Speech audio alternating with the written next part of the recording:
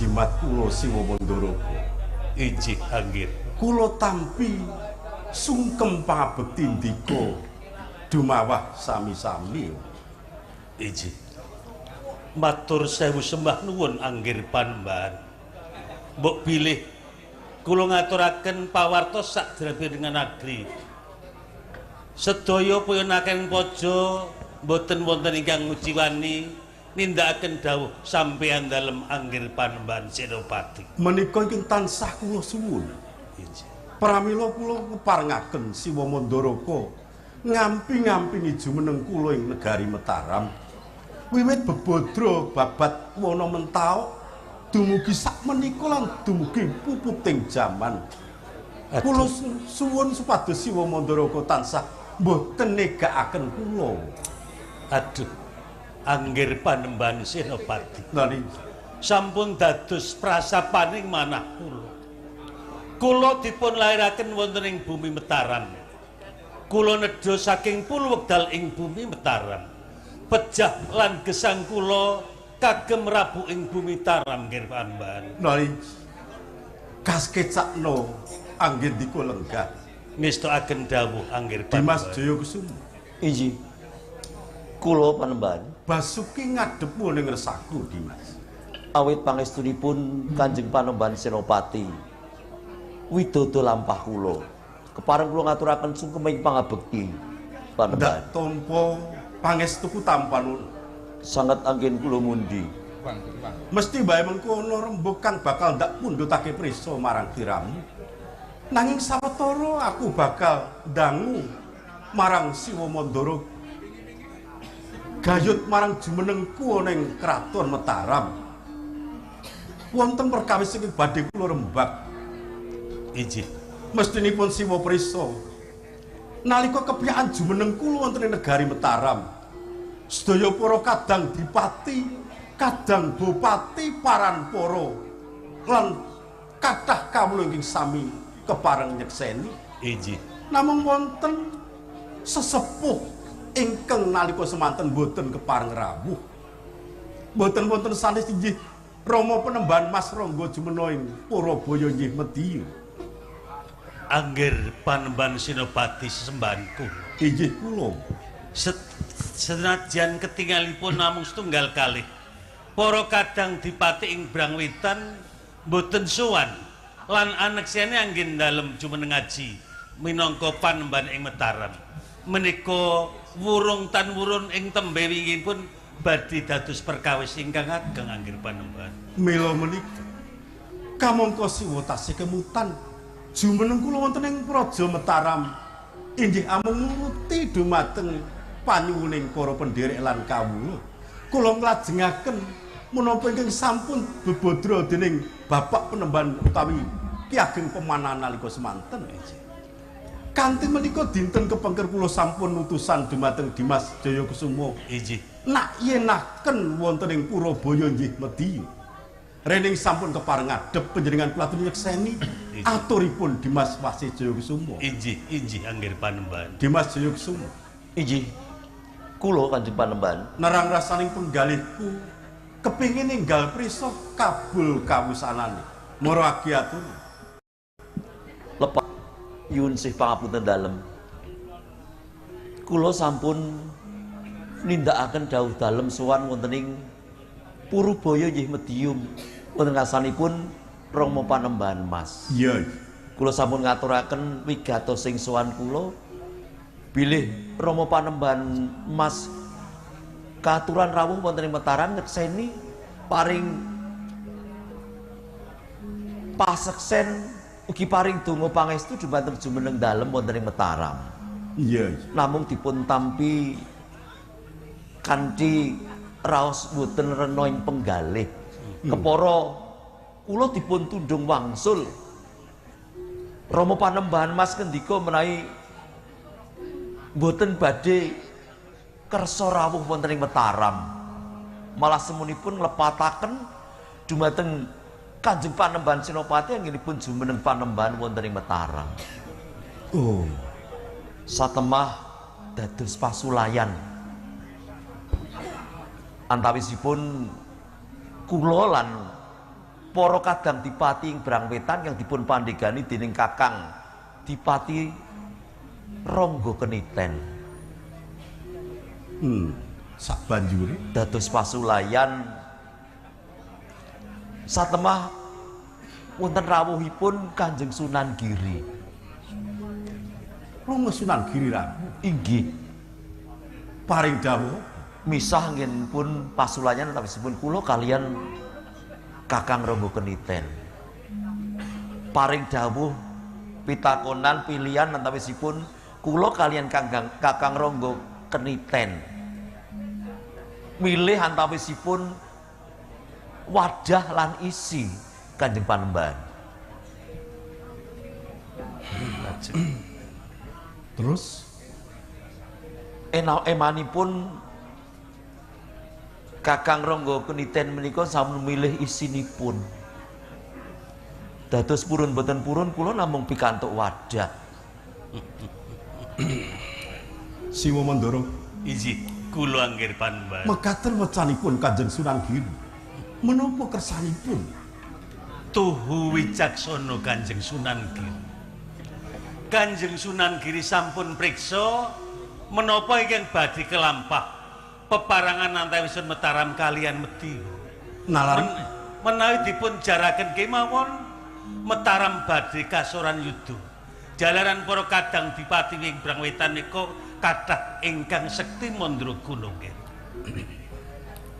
Siwa Mandara Iji kula. yen nganten sampun cetha menawi para kadang Bupati ing Brang Wetan ingkang dipun pandegani dening Kakang Dipati Ronggo Keniten minggahipun Rama Penembahan Mas Ronggo Jumena niat boten ngakeni jumeneng kula wonten ing Mataram. Iji leres anggir Panembahan. Eyang Juru ngendika utawi Rama Juru ngendika menawi Mataram badhe kasoran Leres. mboten badhe kelampahan. Liripun Mataram tasih wonten Mas Ngabehi Loring Pasar, tasih wonten Penembahan Senopati.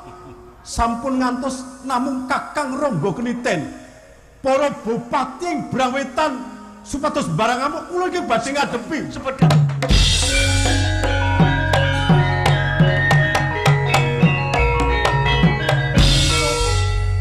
Kula aturi menggalih Ini kanthi menapa tekani wajib kawicaksana. Kajeng kula, Iji, kula mboten badhe ulap, kula mboten badhe ajrih. iji anggir Panembahan. Sinaosa kawentar kasektenipun Rama Penembahan Mas. Namung menapa panjenengan kesupen? Iji, Umur 18 tahun kula sampun pandhe tumbak ngadepi Dipati Jipang Riyo Penangsang. Menapa inggih kasektenipun Rama Penembahan Mas nglangkungi sektinipun Dipati Riyo Penangsang. punten dalem sewu anggir Panembahan. Kanjeng Panembahan Agung ing Medion mandhapipun para kadang Pak Dipati ing Brang Wetan beda utawi Dipati Riyo Penangsang. Kasektenipun mila beda kalian Kanjeng Adipati Riyo Penangsang.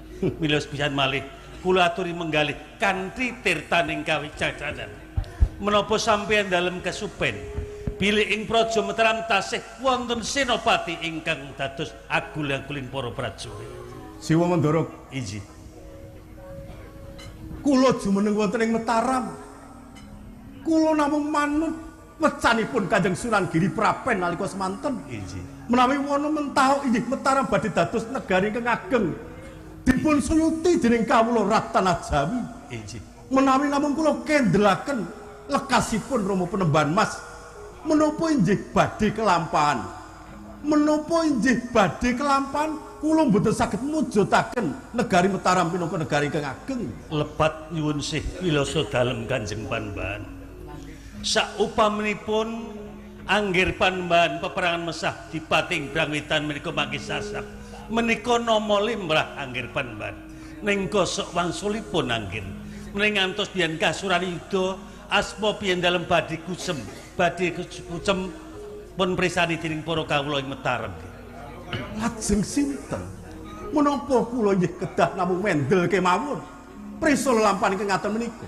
Dimas Wasih Jogsema ingkang kula pitados mundur saking payudan. Punten dalem sewu anggir. Sampun kula aturaken ing ajeng bilih ing Mataram menika tasih wonten senopati ingkang saged dipun agul-agulaken ngadepi para dipati ing Brangwitan nggih. Undal sewu.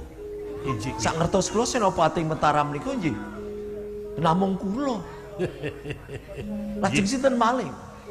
Ingkang kula kajengaken senopati ingkang saged dipun golekaken menika mboten nama sanes kejawi garwa dalem Kanjeng Nyi Menggung Adisara garwa dalem piyambak. Pripun? Garwa sampeyan dalem Nyi Menggung Adisara. Sampeyan niku ora guyon to. Mboten, kula mboten gojek sih. Panjenengan menika kados pundi? Jaya Kusuma kemawon kasuran mengsah para kadang bupati ing Brangwetan. Kok panjenengan ngendika Nyai Menggung Adisara ingkang saged majeng wonten ing payudan ingkang panjenengan kersakaken menika kados pundi po? Ngaten nggih. Mangke kula badhe damel cara supados Nyi Menggung Adisara saged ngadepi lan ngasoraken para kadang dipati ing Brangwetan. Kula ingkang mangke dados jalanipun.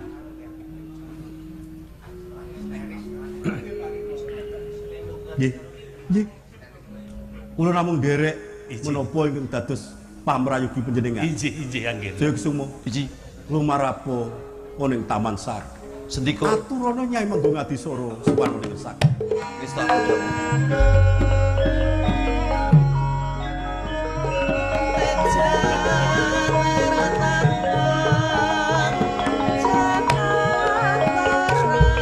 Istunipun tasih tiba-tiba. Panjenengan ngendika ingkang kados mekaten menika lajeng petang iki kados pundi? Kula gadhe petang. Injih namung kanthi garwa dalem Nyi Menggung Adisara ingkang saged ngasoraken yudanipun para kadang dipati ing Brangwetan. Kula gadah pitung piyambak.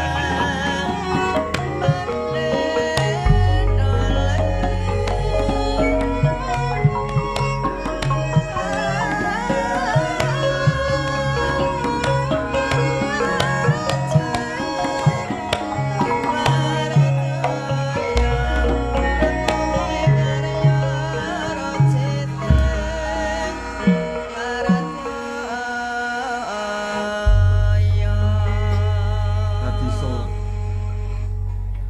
Injih kula paring kaget tak timbali ngadep. kejut rasaine manah kula. Dene panjenengan nimbali kula namung saderengipun kula ngaturaken sungkem pangabekti kula kunjuk. Ndak tampa pangastawaku tampan ana Adisara. Sanget anggen kula mundi. Lagi apa iki? Kados adat sabenipun nembe ningali wewangunan wonten sajroning taman. Kala wau wonten ing Taman Sari nembe renang. Jenengan saged kemawon. Injih kados Simo Sing- Mandara. Sing renang ki sapa to Dimas? injih panjenengan tukang. Siwa Mandara. Injih kula anggih panembahan. Kados pundi? Mboten dumugi anggen kula paring dawuh dumateng Adisara. Boten perlu anggir panembahan tido-tido. Sumangga kula aturi dawuh kemawon dhateng garwa dalem sambet kalian gegayuhan kagem ngasoraken para kadang dipati ing Brangwetan menika.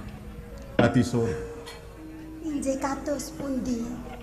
pancen ana wigati kang bakal ndak paringake dawuh marang sliramu. Kok raos sing manah kula menika deg-degan to sirat? Adisara, Injih paring dawuh. aku mundhut prisa marang sliramu. Apa ya tenan lahir batin sliramu tresna marang pun kakang? Kanjeng Panembahan menika kados pundi to? Panjenengan kok mundhut pirsa perkawis tresna menapa mboten? Panjenengan menika aneh lho. Pamundhut prisanipun kakang tok wawasane. Ora aneh. Tumrap wong kang bebrayan. Kala mangsa ngantepake katresnan nganggo pamundhut pisan sing kaya mengkene iki. Nanging menika wonten sak ngajengipun Wamandharaka lan ugi Dimas Wasesjaya Kusuma lho. Ya pancen kareben disekseni dening para nayaka. Boten menapa-menapa kula boten mirengaken. Tresna apa ora marang Bung Kakas? Prayogi matur menapa wontenipun. Inggih. Kathah lepat nyuwun pangapunten. Kula menika tresna dumateng panjenengan. Lair tumugi ing batin. Kanjeng Panembahan. Lair tekaning batin sliramu tresna. Inggih. Yen sliramu tresna marang Panembahan Senopati, mestine sliramu go tresna marang Praja Mataram. Apa ya ngono? Ageng ing tresna kula dumateng panjenengan. Ugi kula ugi tresna dhateng Praja Mataram. Adisara, Adisara.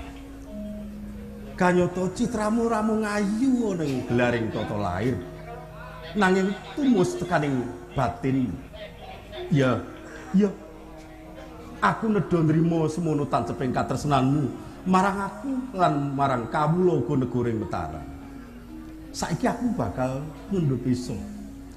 Yen jumenengku ning Praja Mataram, yen lestarine Praja ing Mataram, ana kang bakal mbebidung satemah gawe ora tentrem ing kawula.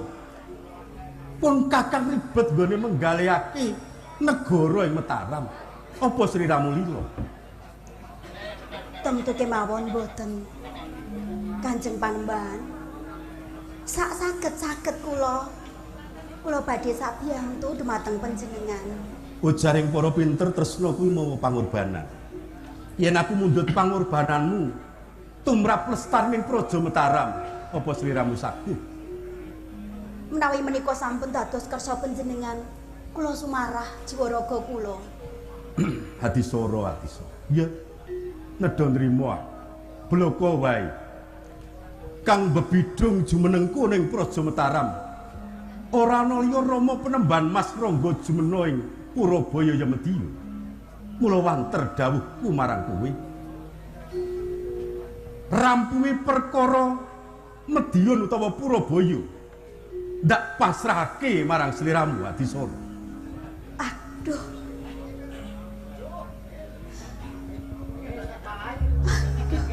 Kanjeng Panembahan.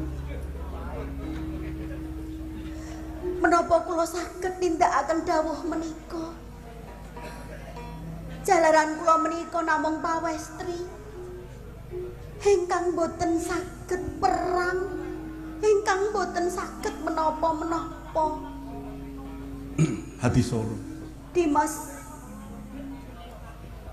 Wasesjaya Kusuma kemawon kawon menapa malih kula ingkang paribasan kepanjangan rekma kasrimpet sinjang Kanjeng Panembahan. Adisara. Sak temene ora mentala pun Kakang bakal ngendika kang kaya mengkene iki marang Siadi. Nanging elingu Adisara.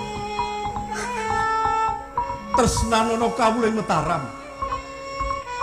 Tresnanono praja ing Mataram. Yen nganti jumenengku ana kang bebidung, ana kang gawe ora tentrem. Mesti wae nggonku babar adil ana ing negara Mataram. Ora bakal bisa lumaku. Pun Kakang percaya. Sliramu senajan wanita nanging sliramu iku sawijining senopati. Senopati kang pinunjul. Sopo sing ora ngerti? Wiwit saka ing praja Pajang nalika semono. Sliramu wis pinter ngadepi prajurit Jipang Panulan. Nganti saiki sliramu ndak pundhut garwa, ndak boyong ning Mataram. Kewanteran kang kaya mengkono iku kang ndak butuhake. Adisara. Injih kula Ketang tresnamu marang kawula ing Mataram. manter dawuhku. Tindakno apa kang dadi pamunggut. Injih, Kanjeng Panembahan. Menawi menika kagem buktekaken tandha tresna kula dumateng panjenengan lan ugi praja ing Mataram. Kula sagah. Sliramu saguh. Kula sagah. Aduh, ati soro ati. Disekseni para paranpara lan para nayaga. Semono tanceping katresnanmu marang praja Mataram. Perkara carane lan seranane mengko bakal diparingi dawuh dening Siwa Mandaraka. Siwa Mandaraka. Injih kula nyimekung. Kula namung derek Injih. dateng panjenengan monggo anggenipun prayogakaken Dimas Wasis Jayakusuma. Inggih, Kang Mbok. Aku aja mbok tegake ya. Inggih, sedika ngestakaken dawuh. Dak antu-antu tekamu balimu ning Mataram nggawa kamenangan ati soro. Kang Mas Panembahan. Kula nyuwun pamit. Nyuwun tambahing pangestu. Mugi lampah kula widodо sageta lumampah mboten nemangi manggi orbita menapa kemawon. Sing prayitna ngati-ati lakumu ati soro. Tresnanipun Kakang Kinarya sangu lakumu. Siwa Mandaraka. Injih kula Kula aturi nglapat lampahipun nyimenggung ati soro. sedika dawuh Dimas Wasis Iji. mangsa borong tumataning prajurit Sedika sing prayitna ngati-ati ati soro. Ya ndak paringake tata-tata. Bareng. Siwa Mandaraka.